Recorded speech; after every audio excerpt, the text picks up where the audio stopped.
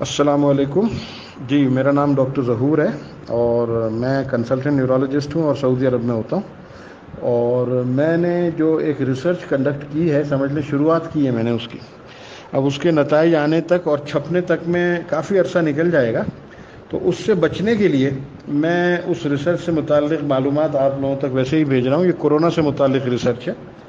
اس میں یہ کرنا ہے آپ نے کہ ہمارے پھیپھڑوں کے اندر ایک دفاعی نظام ہوتا ہے، وہ جو اندر کی سیکریشنز جس کو لعاب کہیں یا بلغم، اس کو جمع نہیں ہونے دیتی پھیپھڑوں کے اندر۔ چھوٹے چھوٹے سے ریشے ہوتے ہیں برش کی طرح سے، وہ اوپر اس کو دھکیل دیتے ہیں۔ پھیپھڑے میں جو بھی جراثیم چلا جائے، ذرات چلے جائیں، ان کو اوپر نکالتے رہتے ہیں وہ۔ اچھا، جن لوگوں کے یہ ڈیفینس میکینزم کمزور ہو جائے، اس کو میوکوسیلیری ڈیفینس میکینزم کہتے ہیں۔ اگر آپ چاہیں تو انٹرنیٹ پہ بھی سرچ کر لیں، میوکوسیلیری کلیئرنس، میوکوسیلیری ڈیفینس میکینزم، مختلف نام ہے، میوکوسیلیری ایسکیلیٹر، ٹھیک ہے۔ تو میوکوسیلیری اصل چیز ہے، آپ کمپیوٹر میں لکھیں گے لکھا ہوا آ جائے گا۔ جب تک یہ نارمل کام کر رہا ہوتا ہے، ہم بڑی بڑی جراثیموں سے، چھوٹے بڑے ہر طرح کی وہ خطرے جو پھیپھڑوں پہ حملہ کر سکتے ہیں، ان سے محفوظ رہتے ہیں۔ اچھا، اب جب یہ خراب ہو جائے تو چھوٹے سے چھوٹا جراثیم بھی اندر جا کے نقصان کر سکتا ہے۔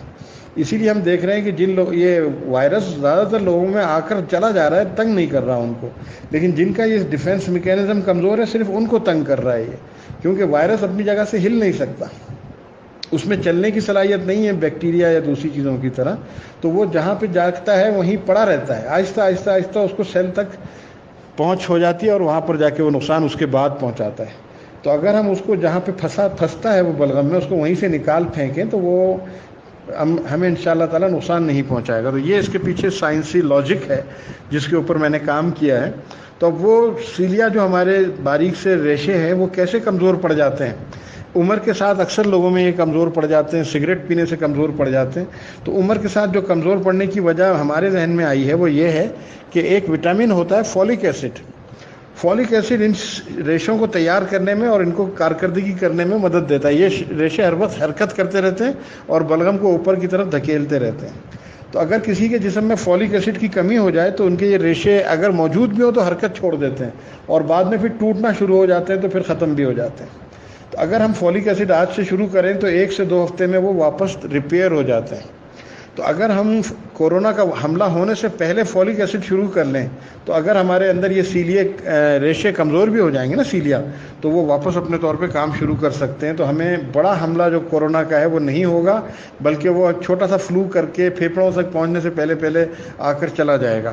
تو فولک ایسڈ کی دوائی 5 ملی گرام کی بھی آتی ہے، 1 ملی گرام کی بھی آتی ہے۔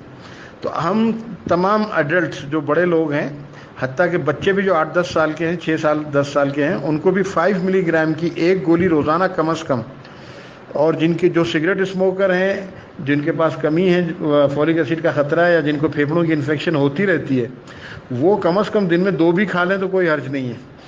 1 مہینے کے قریب، یعنی 3 سے 4 ہفتے روزانہ 1 یا 2 گولیاں 5 ملی گرام فولک ایسڈ کی کھائیں۔ اس کے بعد ہر ہفتے 1 گولی کھاتے رہیں 3 مہینے 6 مہینے تک، کوئی بات نہیں۔ تو یہ جو ایک میکینزم ہے ہمارا، وہ طاقتور ہو جائے گا انشاءاللہ، اور اس کے بعد ہم پہ وہ پھیپھڑوں تک جراثیم اندر داخل نہیں ہو سکے گا، پھیپھڑے کے دروازے سے ہی واپس کر دیا جائے گا اس کو۔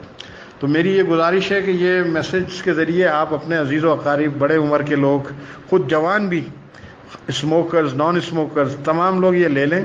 اگر کسی کو شک ہو تو وہ صرف اپنا فولک ایسڈ لیول کسی بھی لیبارٹری سے کرا لے۔ اگر فولک ایسڈ نارمل ہے تو انشاءاللہ اس کو لینے کی ضرورت نہیں ہے، اور اگر فولک ایسڈ لو ہے تو وہ گولی ضرور لیں، میرا مشورہ یہی ہے۔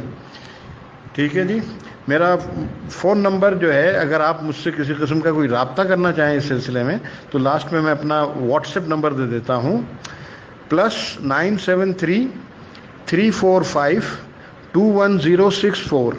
یہ میرا اوورسیز نمبر ہے، یہ بحرین کا نمبر ہے، میرے پاس سعودیہ بحرین کے نمبر ہیں۔ تو آپ اس پر مجھ سے واٹس ایپ پہ رابطہ کر لیں، انشاءاللہ کوئی اگر پریشانی ہوگی تو اس میں بھی میں آپ کی مدد کروں گا۔ بہت شکریہ۔